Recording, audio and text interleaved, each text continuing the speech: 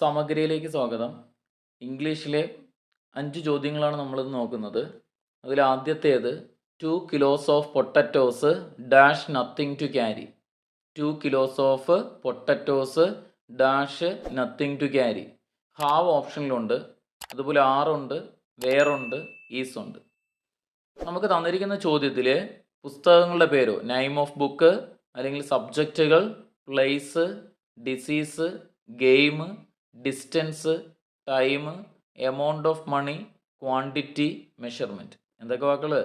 Place, അതുപോലെ name of book, subject, disease, game, distance, time, amount of money, quantity, measurement എന്നീ വാക്കുകളെ സൂചിപ്പിക്കുന്ന കാര്യങ്ങളാണ് തന്നിരിക്കുന്ന ചോദ്യത്തിൽ വന്നിരിക്കുന്നതെങ്കിൽ അത്തരം വാക്കുകൾക്ക് ശേഷം സിംഗുലാർ വെർബ് ഉത്തരമായിട്ട് വരുന്നു. ഇത്തരം വാക്കുകൾ കഴിഞ്ഞാൽ ഏതുത്തരം? സിംഗുലാർ ഉത്തരമായിട്ട് വരുന്നു. ഹാവ് പ്ലൂറലാണ്, ആറ് പ്ലൂറലാണ്, വേർ പ്ലൂറലാണ്, ഈസ് സിംഗുലാർ. അതുകൊണ്ട് തന്നെ ഉത്തരം 2 കിലോസ് എന്ന് പറയുന്നത് എന്തിനെ സൂചിപ്പിക്കുന്നു? ക്വാണ്ടിറ്റിയെ സൂചിപ്പിക്കുന്ന വാക്കായതുകൊണ്ട് ഉത്തരം സിംഗുലാറായ ഈസ്. രണ്ടാമത്തെ ചോദ്യം, a group of men dash creating troubles. A group of men dash creating troubles. Was ഓപ്ഷനിലുണ്ട്, വേറുണ്ട്, ബീയിങ് ഉണ്ട്, ഹൗ ബീൻ ഉണ്ട്. കളക്റ്റീവ് നൗണുകൾ കഴിഞ്ഞ് വരുന്ന സബ്ജക്റ്റ് പ്ലൂറലും എന്നാൽ വെർബുകൾ സിംഗുലാറുമായിരിക്കും. കളക്റ്റീവ് നൗണുകൾ കഴിഞ്ഞ് വരുന്ന സബ്ജക്റ്റ് പ്ലൂറലും വെർബുകൾ സിംഗുലാറുമായിരിക്കും. A group of men, a group of എന്ന് പറയുന്നത് കളക്റ്റീവ് നൗണാണ്. മെൻ എന്ന് പറയുന്നത് പ്ലൂറൽ സബ്ജക്റ്റ് ആണ്. തുടർന്ന് വരുന്ന ഉത്തരം സിംഗുലാർ ആയിരിക്കണം. വാസ് സിംഗുലാർ, വേർ പ്ലൂറലാണ്, ബീയിങ് എന്ത് ചെയ്യുന്നു ING ഫോമുകളെ സൂചിപ്പിക്കുന്ന വാക്കാണ്. ഹൗ ബീൻ എന്ന് പറയുന്നത് പ്ലൂറലാണ്. അതുകൊണ്ട് വാസ് ഉത്തരമായിട്ട് വരുന്നു.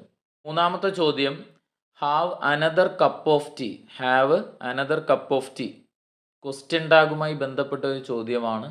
വിൽ യു ഓപ്ഷനിലുണ്ട്, ഹാവ് യു ഓപ്ഷനിലുണ്ട്, ഡു യു ഓപ്ഷനിലുണ്ട്, ഹാവ് ഇൻ ടു യു ഓപ്ഷനിലുണ്ട്. ഇമ്പരേറ്റീവ് സെൻറ്റൻസുകൾ വന്നാൽ അവയുടെ ടാഗ് വിൽ യു ആയിരിക്കും. തന്നിരിക്കുന്ന സെൻറ്റൻസ് ഇമ്പരേറ്റീവ് സെൻറ്റൻസുകളാണെങ്കിൽ വിൽ യു ടാഗായി ഉപയോഗിക്കാം. വെർബിലോ പ്ലീസ്, കൈൻഡ്ലി, ബി, ഡോണ്ട് മുതലായ വാക്കുകളിൽ തുടങ്ങുന്ന സെൻറ്റൻസുകളെല്ലാം ഇമ്പരേറ്റീവ് ആയിരിക്കും. റിക്വസ്റ്റ്, കമാൻഡ് ടൈപ്പ് സെൻറ്റൻസുകളാണ് ഇമ്പരേറ്റീവ് സെൻറ്റൻസുകൾ എന്ന് പറയുന്നത്. അതുകൊണ്ട് ഇവിടെ have another cup of tea എന്ന് പറയുന്നത് ഒരു ഇമ്പരേറ്റീവ് സെൻറ്റൻസ് ആയതിനാൽ വിൽ യു ഉത്തരമായിട്ട് എടുക്കുന്നു. വിൽ യു ഉത്തരമായി വരുന്നു. നാലാമത്തെ ചോദ്യം, it is time we dash the work. It is time we dash the work. Start ഓപ്ഷനിലുണ്ട്, ഹാർഡ് സ്റ്റാർട്ടഡ് ഓപ്ഷനിലുണ്ട്, വിൽ സ്റ്റാർട്ട് ഓപ്ഷനിലുണ്ട്, അതുപോലെ സ്റ്റാർട്ടഡ് ഓപ്ഷനിലുണ്ട്. തന്നിരിക്കുന്ന ചോദ്യത്തിൽ it is time, it is a high time, അതുപോലെ ഇറ്റ് ഈസ് എബൌട്ട് ടൈം എന്നീ പ്രയോഗങ്ങൾ കഴിഞ്ഞ് സബ്ജക്റ്റ് വന്നാൽ ഉത്തരം V2. എന്നാൽ ഇറ്റ് ഈസ് ടൈം കഴിഞ്ഞ് 4+ ഒബ്ജക്റ്റ് രൂപങ്ങളാണ് വരുന്നതെങ്കിൽ 2+ V1 ഉത്തരവും.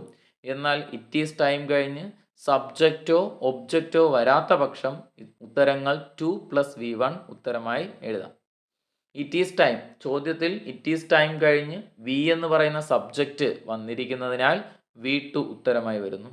അതുകൊണ്ട് സ്റ്റാർട്ടഡ് എന്ന D ഓപ്ഷൻ ഉത്തരമായി എടുക്കാം. അഞ്ചാമത്തെ ചോദ്യം, he takes pride dash his sun.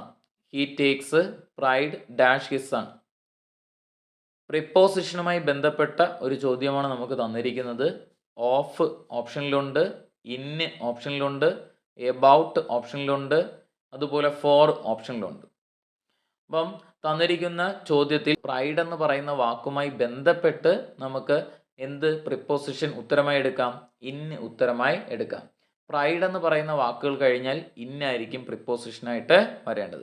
അതുപോലെ വരുന്ന വാക്കുകളാണ് ട്രസ്റ്റ്, എക്സ്പെർട്ട്, അതുപോലെ faith, absorbed, believed, involved, progress, pride, success.